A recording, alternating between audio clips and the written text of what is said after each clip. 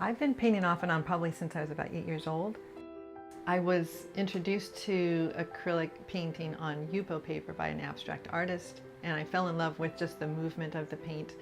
And when I do an acrylic pour, I like mixing the paints and separately, and then you put them in the cup, and then you watch as it's poured out. You don't know what's going to happen. I don't anyways.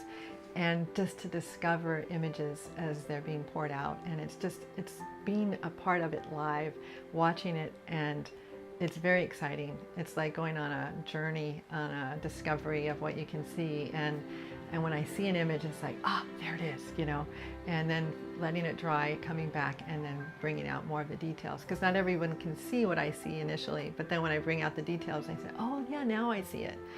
So that's the fun part for me. So I've done commission paintings for people. They're called prophetic personal paintings, where I will ask the Lord to give me an image for somebody. I know maybe a little bit about them. I'll pray. God gives me an image. Those kinds of paintings are the most impactful for people. They are just blown away by, how did you know that this was going on? How did that really speaks to my heart? So I love doing those kind of paintings because I know that God is using me to touch that person through the art.